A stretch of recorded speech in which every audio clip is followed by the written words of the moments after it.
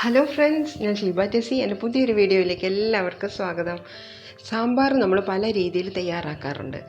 എന്നാൽ വറുത്തരച്ച സാമ്പാറിനോട് നമുക്ക് പ്രത്യേക ഒരു ഇഷ്ടമാണ്.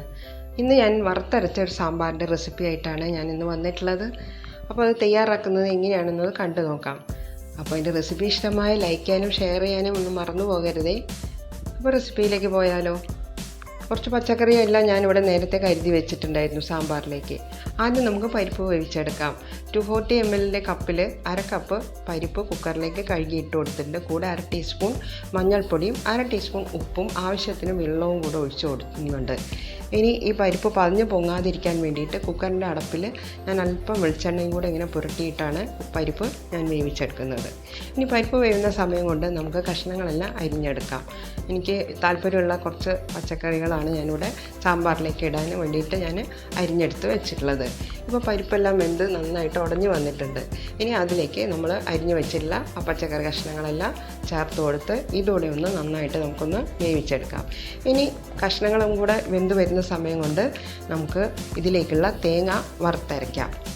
തേങ്ങ വറുത്തരയ്ക്കാനായിട്ട് ഒരു കടായിലേക്ക് ഞാൻ 2 ടേബിൾ സ്പൂൺ വെളിച്ചെണ്ണ ഒഴിച്ച് കൊടുത്തിട്ടുണ്ട്. അതിലേക്ക് 1/2 ടീസ്പൂൺ ഉലുവ ചേർത്ത് കൊടുത്തിട്ടുണ്ട്. ഇനി ഇതിലേക്ക് ഞാൻ 1/2 കപ്പ് ചിരവിയ തേങ്ങയും കൂടെയാണ് ചേർത്ത് കൊടുക്കുന്നുണ്ട്. ഇതിൻ്റെ കൂടെ നല്ല എരിവുള്ള 3 വറ്റൽമുളകും കൂടെ ഇട്ട് കൊടുത്തിട്ടുണ്ട്. ഇനി ഇതാണ് നമ്മൾ വറുത്തെടുക്കേണ്ടത്. ഇനി മുഴുവൻ മല്ലി ഞാൻ 2 ടേബിൾ സ്പൂൺ മുഴുവൻ മല്ലിയും കൂടെ അതിലേക്ക് ചേർത്ത് കൊടുത്തിട്ട് നമുക്കിത് നന്നായിട്ടൊന്ന് ബ്രൗൺ കളറാകുന്നത് വരെ നമുക്കൊന്ന് വറുത്തെടുക്കണം. ഇനി ഇതിൻ്റെ കൂടെ തന്നെ ഞാൻ കുറച്ച് വെളുത്തുള്ളി ചേർത്ത് കൊടുക്കുന്നുണ്ട്. ഒരു 3-4 ചെറിയ അല്ലി വെളുത്തുള്ളി, ഒരു 1/4 ടീസ്പൂൺ കുരുമുളകും, അതുപോലെ തന്നെ 2 ചുവന്നുള്ളിയും കൂടെ ഈ അരപ്പിലേക്ക് ഞാൻ ഇട്ട് കൊടുത്ത് ഇതെല്ലാം കൂടിയാണ് നമ്മളിപ്പോൾ ഇനി ബ്രൗൺ കളറാവുന്നത് വരെ വറുത്തെടുക്കേണ്ടത്. ഈ ഒരു പരുവാകുമ്പോൾ നമുക്കത് അരച്ചെടുത്ത് കൊണ്ടുവരാം. ഇനിയിപ്പോൾ ഇവിടെ കഷ്ണങ്ങളെല്ലാം വെന്ത് വന്നിട്ടുണ്ട്. വെണ്ടക്ക കഷ്ണങ്ങൾ വേറെ തന്നെ ഞാൻ വഴറ്റിയാണ് ഇതിലേക്ക് ചേർത്ത് കൊടുക്കുന്നത്. കൂടെ തന്നെ ആ തേങ്ങയുടെ അരപ്പും ചേർത്ത് കൊടുത്ത് അതിൻ്റെ കൂടെ തന്നെ ആവശ്യത്തിനുള്ള പുളിവെള്ളം കൂടെ ഒഴിച്ചു കൊടുത്ത് ഇനി നന്നായിട്ട് ഇതൊന്ന് തിളപ്പിച്ചെടുക്കണം. ഉപ്പ് പാകമാണോ എന്ന് ഈ സമയത്ത് നോക്കാം. ആവശ്യമെങ്കിൽ നിങ്ങൾക്ക് ചേർത്ത് കൊടുക്കാം. ഇപ്പോൾ ഇവിടെ സാമ്പാർ ഇവിടെ തയ്യാറായി കഴിഞ്ഞിട്ടുണ്ട്. വളരെ ടേസ്റ്റി ആയിട്ടുള്ള വറുത്തരച്ച സാമ്പാറാണ്.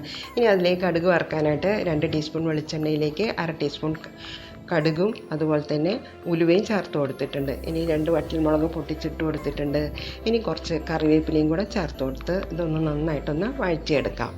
ഇനി അവസാനമാണ് സാമ്പാറിൻ്റെ മെയിൻ ഇൻഗ്രീഡിയൻ്റായ കായം ചേർത്ത് കൊടുക്കുന്നത്. കായത്തിൻ്റെ പൊടിയാണ് ഞാനിവിടെ ചേർത്ത് കൊടുക്കുന്നത്. അതുകൊണ്ടാണ് ഇത് ലാസ്റ്റിൽ ഞാൻ ചേർത്ത് കൊടുക്കുന്നത്.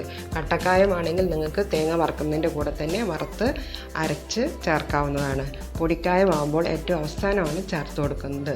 അപ്പോൾ നല്ലൊരു കായത്തിൻ്റെ ഫ്ലേവർ ഈ സാമ്പാറിൽ ഇങ്ങനെ മുന്നോട്ട് നിൽക്കുന്നതായിട്ട് നമുക്ക് മനസ്സിലാക്കാൻ സാധിക്കും. അപ്പോൾ ഇവിടെ വറുത്തരച്ച രുചികരമായിട്ടുള്ള സാമ്പാർ ഇവിടെ തയ്യാറായിട്ടുണ്ട്.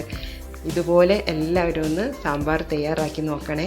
അപ്പോൾ എൻ്റെ റെസിപ്പി ഇഷ്ടമായി ലൈക്ക് ചെയ്യാൻ മറന്നു പോകരുതേ. പുതിയ ഫ്രണ്ട്സ് ആരെയും കാണുന്നുണ്ടെങ്കിൽ സബ്സ്ക്രൈബ് ചെയ്ത് എന്നെ ഒന്ന് സപ്പോർട്ടും കൂടെ ചെയ്തേക്കണം കേട്ടോ. അപ്പോൾ എൻ്റെ റെസിപ്പികളെല്ലാം നിങ്ങൾക്ക് ഇഷ്ടമാവുന്നുണ്ടെന്ന് വിചാരിക്കുന്നു. അതുകൊണ്ടാണല്ലോ നിങ്ങൾ എൻ്റെ വീഡിയോ വീണ്ടും വീണ്ടും കാണുന്നത്. അതിനെല്ലാവരോടും ഞാൻ വളരെയധികം നന്ദി പറയുന്നു. Thank you for watching.